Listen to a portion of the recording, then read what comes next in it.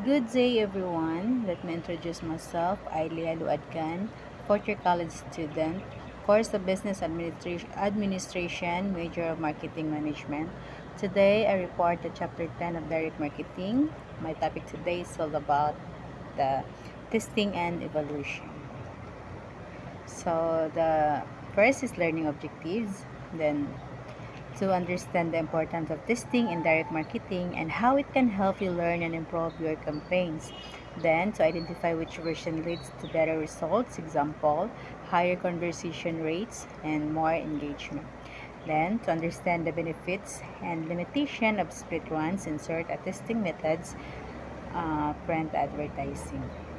So, the first duty is testing. The first duty, you once you have isolate your prospect or customer as individual, two activities will govern your success: testing and building a continuing relationship with your customer.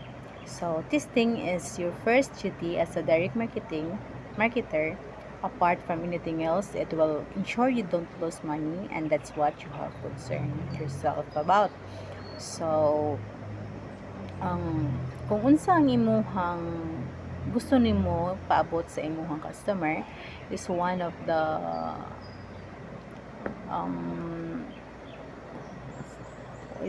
the importance nga mag-testing ka sa direct marketing. Since ang first testing is mauna siya ang first duty nga maka-help sa marketers, so para maka-avoid sa financial losses. Example ani isang marketer, gusto niya nga mag-send out siya through direct na campaign. So, instead nga mag-send siya to everyone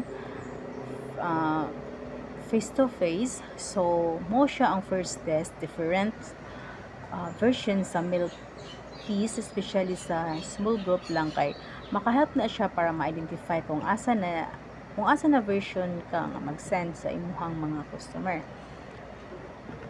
Then, ways you can learn by testing. So, it does not matter what media you are in or how much you spend, you can test, observe the result, and learn from them.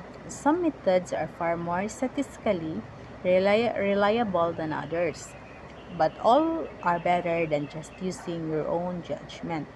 Then, the number one is A/B split away to compare two versions of marketing campaign, mobile application, website, or other measurable media to determine which performs better.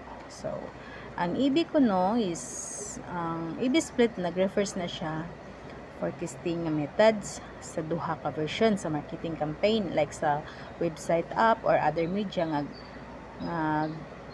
guys nimo para ma-compare nimo asa sa ila ang mas nindot og performance. Then mo ni siya what is A/B testing and why it is important for direct marketing campaign. So mo ni siya the importance of hypothesis. And then number 2 is sample size and statistical significance. Then number 3 is testing multiple elements. Then number 4 is iterative testing and continuous optimization. And then number 5 is tracking and measurement. So number 2 is split run insert. The weakness of the A/B split is that in most publication you can only test two things at a time, occasionally four, but the ability to insert material which you have had pre-printed yourself into publication gives you considerably greater flexibility. So, split runs, nang mag-allow na siya sa marketers nga mag-test sa duha ka variation.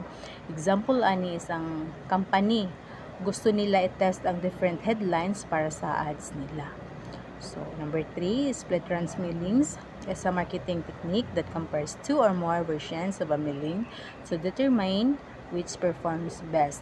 So, split run mailings, ang company nag-send sila duha ka version sa direct mail piece. Example ani is isa ka blue button and red button. I-compare na nila ang duha and diha nila makita kung asa sa duha ang nindot nga performance. So, muna siya ang kuan sa split run mailings. Then number 4 is Geographical splits. Most publications don't offer A/B split facilities, but they often publish different geographical editions. This enables you to test mini ads simultaneously in different parts of the country. The problem is, of course, that different areas respond very differently. So you have to allow that when testing. So, geographical splits. Example ani is ang advertiser na nagparan siya same ad sa New York Times o sa Los Angeles Times para makita kung asa sa ads ang what's called nag-perform og maayo in one region than the other. So, number 5 is telescope testing. So, this is the test in one publication using both a geographical split and ads A/B split simultaneously.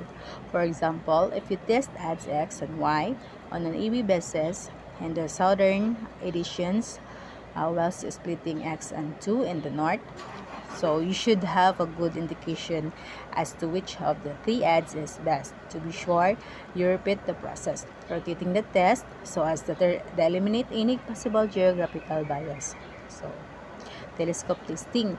Ang advertiser nagtest siya sa 3 ads. Example si XYZ. So, kini si ads X and Y kay na-test na sila ni A/B style in the southern edition, while si ads X and Z is na A/B test style na sila sa northern edition. So, kana siya makaalaw sa advertiser sa iyahang makita in which ads and nag-perform in overall. So, number 6, your own database. You already know that the customers you seek are similar to the ones you already have. That's why your own database, apart from being the cheapest and accessible test medium, is probably the most variable one. So, your own database. Example na is kaning clothing retailer. Nag-use na sila og database sa ilang customers para matest ang different email.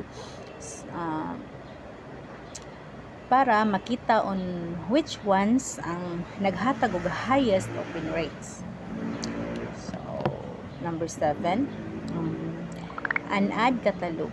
A collection of products that are grouped together in a printed or online documents to be used in advertising and sales. So, kini an ad catalog, example sa mga kanibitang furniture company na creates na sila ganang printed catalog para i-showcase ang ilahang latest sofa designs and nag-offer sa sila or nag-send og mail sa mga potential customer nila. Number 8 is questionnaire. Constructing a questionnaire mailing requires a knowledge of research, for it must be a combination of research document and mail shots. Too many are seduced into sealing at the same time at first to erode the validity of their responses.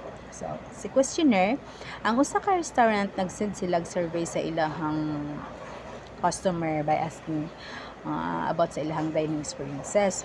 Nag-include na sab ang pangutana about sa food, sa ilang food quality, services, ug ang ambience sa ilahang restaurant. Then, sa number 9, radio and TV. So, as the test media, both TV and radio have a great advantages. Speed of response. Their great advantage is that translating what works on television or radio into print is difficult. So, radio and TV, kaning example is ang car manufacturer, nag-air sila sa duha ka radio commercials. Ang isa nag-focus sa fuel efficiency, while ang ikaduha nag-focus sa safety features, in which nga makahelp siya to resonates more with listeners. Then, sa small ad test. The small advertisement is a much underutilized test medium, and yet it can be immensely valuable. The only difference between a small ad and a large one is size. Every element that a large ad can have, a small one can have. So, small ad test. usa ka local bakery nga nagpagawa sila small ads sa community newspaper nga ga-offer sila free pastry and any kind of coffee, and aha nila makita if ang mga tao ba dito sa andam mo purchase and drive more custom. So, shrinking your ads. You may have a number of large ads you want to test, but you will be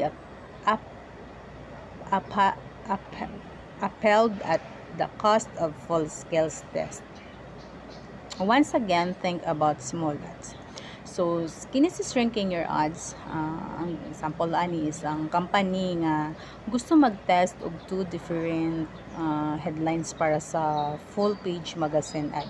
But, nag-create sila smaller version sa ads para matest ang lower cost sa headlines. Next is, money ang video nga example sa marketing. Welcome to the Magnetic Marketing Podcast with your host, Dan Kennedy. Hi, everybody. Welcome to this month's Diamond Call.